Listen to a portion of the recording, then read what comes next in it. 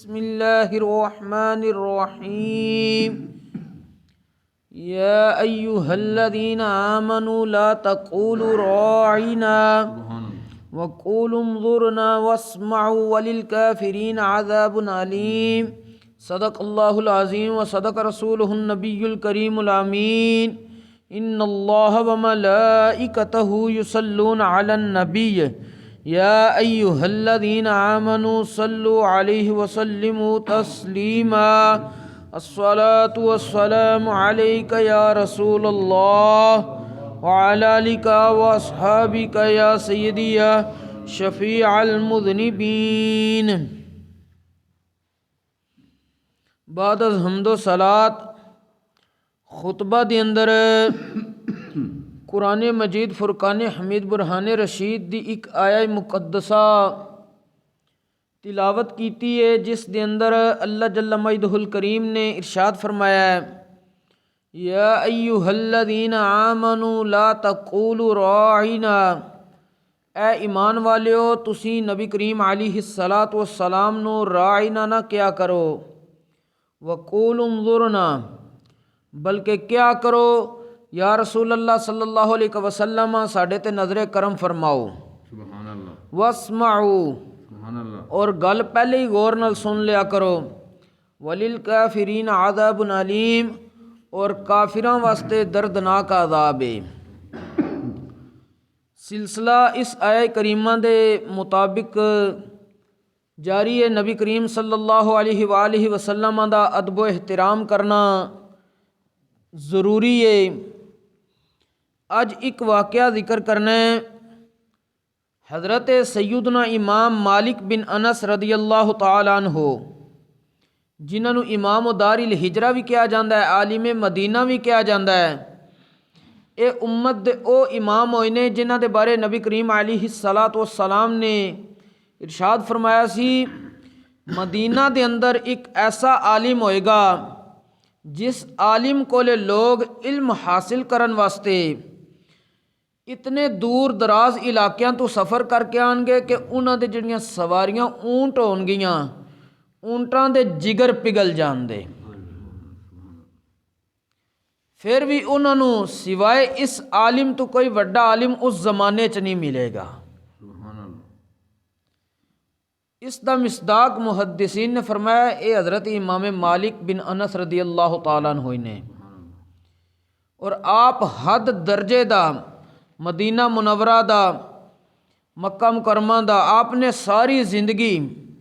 ایک دفعہ حج کرن تو بعد مدینہ منورہ تو باہر نہیں گئے، ایک باری بس مکہ مکرمہ گئے نے، اس تو بعد ساری زندگی مدینہ منورہ گزار چھڑی ہے اور بڑے ادب و احترام دے نال گزاری ہے۔ تے آپ دا ایک واقعہ سی وقت دے بادشاہ دے نال، وقت دا بادشاہ سی ابو جعفر، اس نے کسے مسئلے تے امام مالک رحمۃ اللہ تعالیٰ علیہ دے نال مسجد نبوی دے اندر باس مباحثہ شروع کر دیتا۔ باس مباحثہ کردیاں وقت دے بادشاہ دی مسجد نبوی دے اندر آواز اچھی ہو گئی۔ حضرت امام مالک رحمۃ اللہ تعالیٰ علیہ نے وقت دے بادشاہ نو مخاطب کر کے فرمایا فقال لہو یا امیر المؤمنین، وقت دا بادشاہ ویسے عالم اور دیگر معاملات صحیح سر انجام دیندہ سی، اس واسطے آپ نے اس نو امیر المؤمنین کیا۔ اس زمانے دا آپ نے کیا کہ اے امیر المؤمنین لا ترفع صوتک فی ھذا المسجد، اس مسجد دے اندر اپنی آواز اچھی نہ کر، کیوں؟ فإن اللہ تعالی ادب قوما، کیونکہ اللہ تبارک و تعالی نے ایک قوم نو ادب سکھایا ہے، اور ادب سکھاندیاں اللہ کریم نے ارشاد فرمایا ہے یا ایہا الذین آمنوا لا ترفعوا اصواتکم فوق صوت النبی ولا تجہر لہ بالقول کجہر بعضکم لبعض ان تحبط اعمالکم وانتم لا تشعرون، کہ اے ایمان والیو نبی دی آواز تو اوپر اپنی آواز نہ کیتا کرو، اور نبی نو اس طرح اونچی آواز دے نال نہ بلایا کرو جس طرح تہاڈا باز نو بلاندا ہے۔ اگر تسی اس طرح کرو گے تواڈے اعمال ضائع ہو جان گے، تانوں شعور بھی نہیں ہوئے گا۔ آپ نے فرمایا کہ ایک قوم نو تے رب نے ادب سکھایا ہے اور دوسری قوم او وے جنہاں نو اللہ کریم نے تعریف کر کے سراہا و مدح قومن، اور اللہ کریم نے ایک قوم دی تعریف کیتی ہے، اس قوم دے بارے اللہ کریم نے ارشاد فرمایا ہے ان الذین یغضون اصواتہم عند رسول اللہ، بے شک او لوگ جڑے رسول اللہ دی بارگاہ وچ اپنیاں آوازاں پست رکھ دے نے، انہاں لوکاں دا انعام کیے۔ رب فرماندا ہے اولئک الذین امتحن اللہ قلوبہم للتقوی لہم مغفرۃ و اجر عظیم، اے او لوگ نے جنہاں دے دلاں دا میں پرہیزگاری دا امتحان لے چکیا واں، انہاں نو میں بخشش بھی عطا کر دیتی ہے اور اجر عظیم بھی عطا کر دیتا ہے۔ اور اے صحابہ کرام دی جماعت سی جنہاں دے دلاں دا امتحان اللہ کریم لے کے خود نتیجہ بھی بخشش دا دے رہا ہے۔ انہاں دے بارے اگر نعوذ باللہ کوئی کہے کہ فلاں صحابی جنت دے اندر نہیں، جنتی نہیں، وہ بندہ خود نہیں پھر جنتی، صحابی جنتی ہے، کیونکہ تمام صحابہ کرام دے بارے اللہ کریم نے قرآن کریم دے اندر ارشاد فرمایا ہے وَكُلًّا وَعَدَ اللَّهُ الْحُسْنَى کہ اللہ کریم نے ساریاں دے نال جنت دا وعدہ کر لیا ہے، اور جنہ دے نال اللہ وعدہ کر لے تے اللہ اپنے وعدے دا خلاف نہیں کردا۔ اس واسطے تمام صحابہ کرام تے جنتی نے، لیکن انہاں نو جنتی نہ منن والا بندہ جنتی نہیں رہندا۔ اور تیسری قوم دے بارے حضرت امام مالک رحمۃ اللہ تعالی علیہ نے وقت دے بادشاہ نو کیا کہ اللہ کریم نے انہاں دی مذمت کیتی ہے، وَذَمَّ قَوْمًا، اور اللہ کریم نے ایک قوم دی مذمت کیتی ہے۔ وہ کیڑی قوم ہے جنہاں دے بارے اللہ کریم نے مذمت کر کے دسیا ہے کہ انہاں رسول اللہ دی بارگاہ دا ادب نہیں کیتا۔ اللہ کریم نے قرآن کریم دے اندر ارشاد فرمایا ہے ان الذین ینادونک من وراء الحجرات، بے شک او لوگ جڑے نبی کریم علیہ الصلوۃ والسلام نو حجریاں تو باہر اچھی آواز نہ پکار دے نے، اکثرہم لا یعقلون، انہاں چو اکثر جڑے نے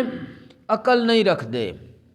تے حضرت امام مالک رحمۃ اللہ تعالی علیہ نے وقت دے بادشاہ نو کہا کہ ان آیتاں دی طرف بھی توجہ کر، تو مسجد نبوی چ بیٹھے ہیں، جنہاں ادب کیتا ہے انہاں دی اللہ نے تعریف کیتی ہے، پہلے ادب سکھایا ہے،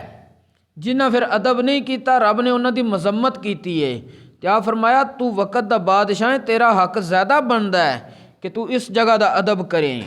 اور نال ہی آپ نے ایک جملہ فرمایا امام مالک رحمۃ اللہ علیہ نے، آپ فرماندے نے وَإِنَّ حُرْمَتَهُ مَيِّتًا كَحُرْمَتِهِ حَيًّا،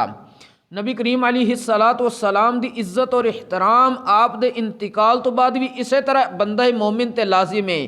جس طرح آپ اس ظاہری دنیا تے موجود سی۔ اور اگے جس وقت اے معاملہ آیا فاستکان لها ابو جعفر،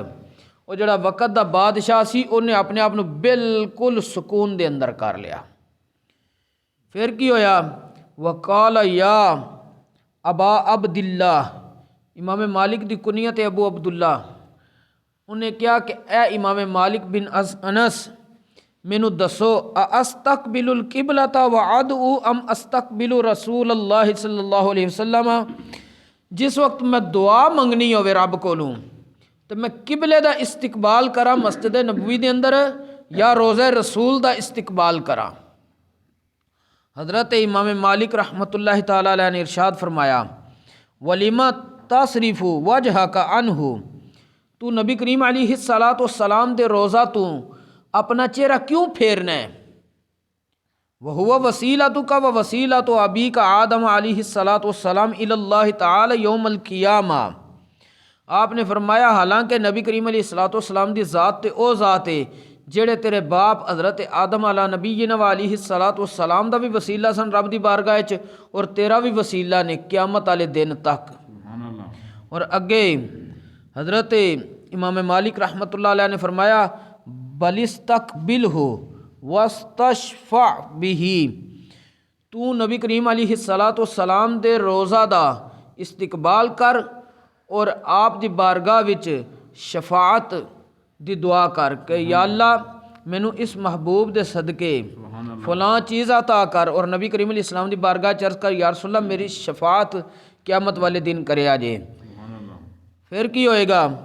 آپ نے فرمایا فَيُشَفِّعُكَ اللَّهُ، اللہ کریم نے نبی کریم علیہ السلام دی سفارش قبول کر لینی ہے، وقال اللہ تعالی، اور اللہ تبارک و تعالی نے خود ارشاد فرمایا ہے، وَلَوْ أَنَّهُمْ إِذ ظَّلَمُوا أَنفُسَهُمْ جَاءُوكَ فَاسْتَغْفَرُوا اللَّهَ وَاسْتَغْفَرَ لَهُمُ الرَّسُولُ لَوَجَدُوا اللَّهَ تَوَّابًا رَحِيمًا۔ اے محبوب علیہ السلام، اگر اے لوگ اپنی جاناں تے ظلم کر کے آپ دی بارگاہ چ آ جان، پھر